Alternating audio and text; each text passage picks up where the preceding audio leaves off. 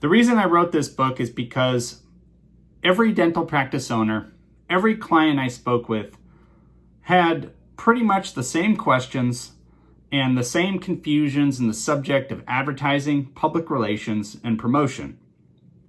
So I took all those questions, I took everything, and I simplified it and distilled it down into a codified system that was really easy to understand.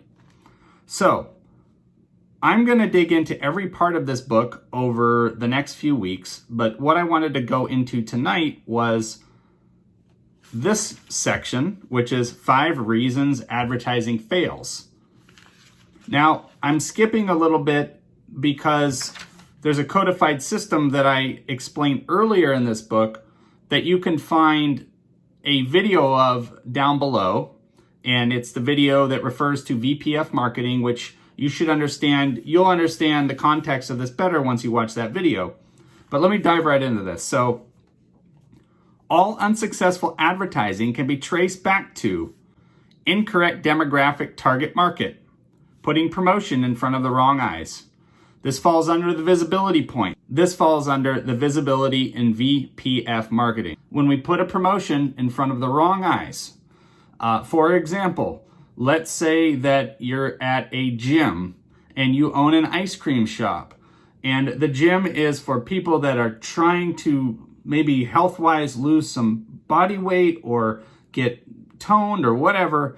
And generally speaking, a lot of these folks might be on specialized diets and things like that. So you invest a ton and you put your ice cream and promote it in every gym in the United States. Like, why aren't we getting as much business as we should be? Well, because you're putting your advertising in front of the wrong people.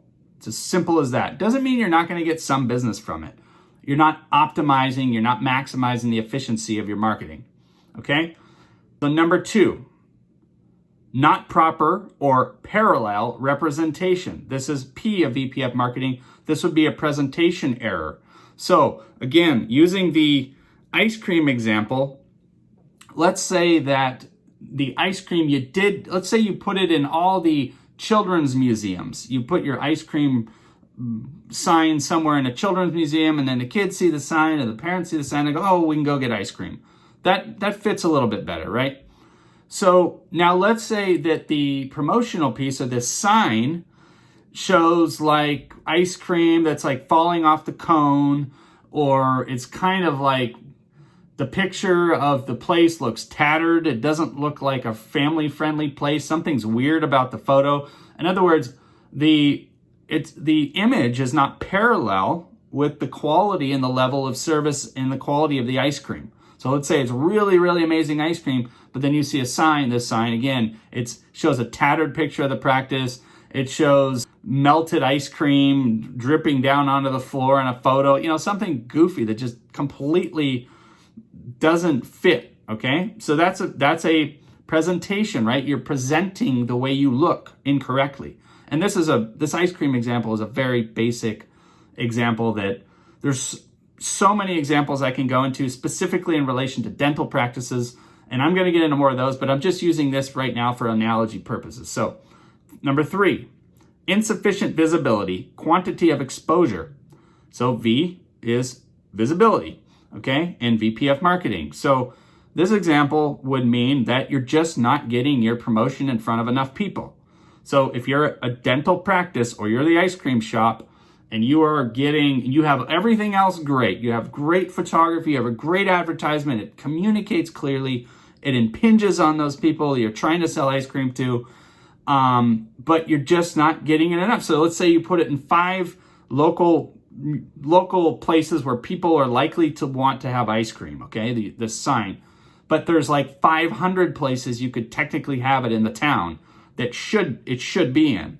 So your visibility is low, okay? And you get more visibility, you get more business. It's as simple as that. If you've ever sent out a postcard campaign, or if you rank high in Google, that's high visibility. That's where people can find you easily. That's, visibility point. So in a couple of these other examples, we go back into the P and the F, the presentation point, and then we're going to do F, okay? So number 4, misalignment of message and communication to target market. Again, so back to that presentation point, this is unique.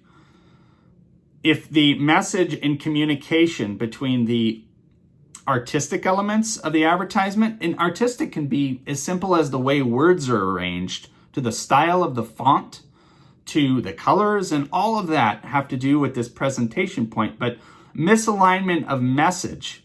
A good example that fits into this misalignment is there was a veterinary, when I was speaking at a conference one time, and there was veterinary practice owners that were there, and they asked a question, and the question was, the name of our practice is Community Animal Center. And my immediate thought was, this is an identity problem. This is a presentation problem in terms of what you're communicating to public. Because when I asked 5 people, what comes to mind when I said community veterinary center? And the first thoughts were, oh, it sounds like a nonprofit or something that might be free. So you have to think about these things. Consumers, they see a word, they see a phrase, they see a symbol, an image, whatever it is, a color. There's a reaction and a response in a specific majority of those public. So you have to have your presentation correct. Your message has to align, it has to be clear. And of course, you have to be communicating that message to the intended audience. Okay? Number 5, failed or inadequate methods of inbound reach for service, inquiry, or purchase. This falls into function. Okay? This specifically, the F, relates to more modern advertising and promotion when we talk about digital age. Okay? When it comes to function, we have to think about how a consumer interacts with your product or service. So, as a dental practice or an ice cream shop, let's go back to the ice cream example because everybody loves ice cream. Let's say that the ice cream billboards or posters that people are seeing around the town that are everywhere, let's assume they're all over, they have a code on them that you can scan with your phone to get a coupon. Or you could text a number to receive a coupon. Or you could text a number and put in your ice cream order. Or go to a link that's on the ad, a simple link, type it in on your browser, on your phone, put in your order, pay, or get a coupon, or whatever. These are all functional points. These are things that make life simple for consumers. They make things fast and easy. And in the speed that we all operate today, especially when you have kids and all that, and you go to the ice cream shop and you got 15 people waiting in line, you're like, oh, great, now we need to wait in line. What if your order is already in? You just show up and you say, hey, I've got a number on my phone. And they go, oh, boom, you're done. Your order's right here. It's sitting on the counter. You grab it and walk away. This is like the simple things we have to think about. We have to think how we can speed up delivery of everything. Amazon is one of the best examples of function. Their presentation, the way they present everything, the way you can look at images, the way you can read reviews, the way you can find things and add things to your cart and all the different functions, is really just set up really well. That's why so many people use it, because it's so easy and it makes life simple. The principles of VPF marketing are unlimited. This visibility, presentation, function, these are the key elements of any successful, Amazon, Apple, Walmart, Costco, all the major companies that are selling online every day, they are applying this technology.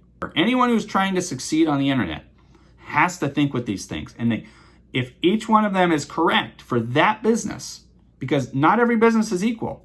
If you have a favorite band, for example, and you go to their website, generally speaking, it's going to have really fancy photography and neat colors and music in the background. And sometimes there's all kinds of neat things going on, neat art and all kinds of cool stuff. That's suitable for a band. That's great presentation for a band. Now, if it was a dental office and I'm out searching for a dental office for my family, and I jump on a website that's just design everywhere and music going and like so much stuff, and I'm just like, all I want to do is I want to know who the doctor is. I just want to know, can I book it? Can I call and book an appointment? What are your hours? Where are you located? Okay, so we have to think of the differences and how they apply to the consumer, because that's the whole point. My job is to make sure that we stream the flow of new public reaching to you, giving them what they need and want, making them happy so they feel confident to call you and speak to your front desk and request their first appointment, okay? If you want to get the right result, you have to do the right actions. All unsuccessful advertising can be traced back to these 5 points that I listed out here. Jason Wydrow here with Golden Dental Marketing. Thank you for watching. You have a great night.